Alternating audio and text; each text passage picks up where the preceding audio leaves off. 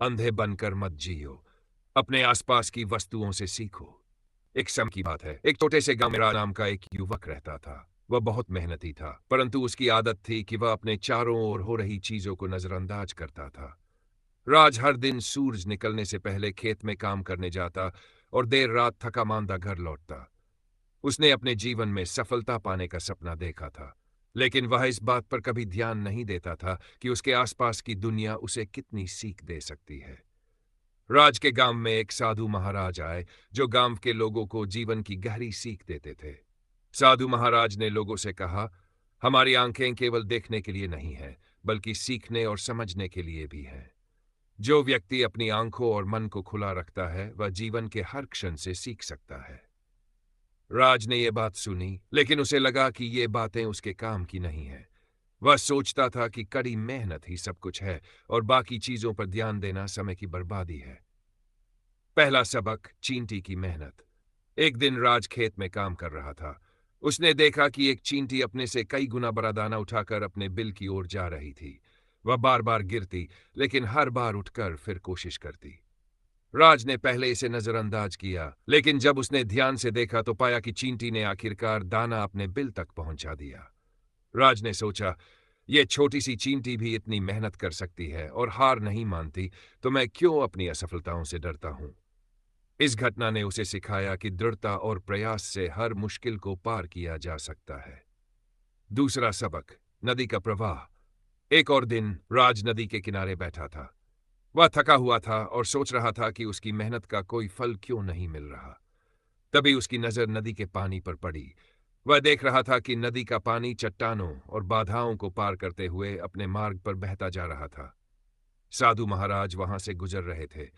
उन्होंने राज को परेशान देखा और कहा, तुम जानते हो ये नदी हमें क्या सिखाती है? राज ने नकारात्मक सिर हिलाया। साधु बोले, नदी हमें सिखाती है कि जीवन में आने वाली रुकावटों को रास्ता बनाने का जरिया बनाओ। जैसे नदी कभी नहीं रुकती, वैसे ही तुम्हें भी जीवन में रुकावटों से डरना नहीं चाहिए। इसने राज को गहराई से प्रभावित किया। उसने महसूस किया कि वह अपनी छोटी छोटी असफलताओं को बहुत बड़ा बना देता है, जबकि उन्हें पार करना ही सफलता की कुंजी है। तीसरा सबक, पक्षियों की एकता। एक दिन राज ने खेत में काम करते हुए पक्षियों का एक झुंड देखा। वे सभी मिलकर खेत के अनाज पर झपट रहे थे। उसने गौर किया कि अकेला पक्षी कुछ खास नहीं कर सकता था, लेकिन सभी पक्षियों ने मिलकर पूरा खेत खाली कर दिया। यह देखकर राज को समझ आया कि अकेले काम करने से अधिक टीम वर्क से बड़े लक्ष्य हासिल किए जा सकते हैं। उसने तय किया कि अब वह अपने गांव के अन्य किसानों के साथ मिलकर काम करेगा, ताकि सभी की मेहनत रंग लाए। चौथा सबक, सूरज का धैर्य। एक सुबह राज सूरज उगते हुए देख रहा था। उसने ध्यान दिया कि सूरज हमेशा समय पर उगता है और धीरे धीरे आसमान में चढ़ता है।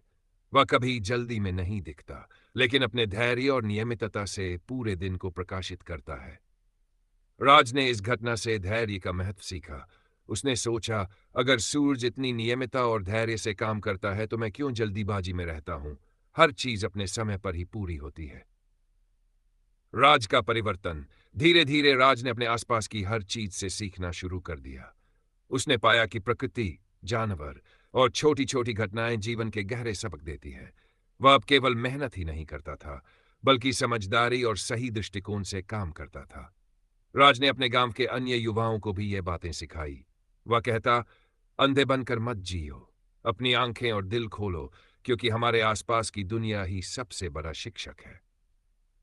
निष्कर्ष, इस कहानी से हमें यह सीखने को मिलता है कि हमारी सफलता केवल मेहनत पर निर्भर नहीं करती, बल्कि इस बात पर भी निर्भर करती है कि हम अपने चारों ओर की चीजों से क्या और कैसे सीखते हैं।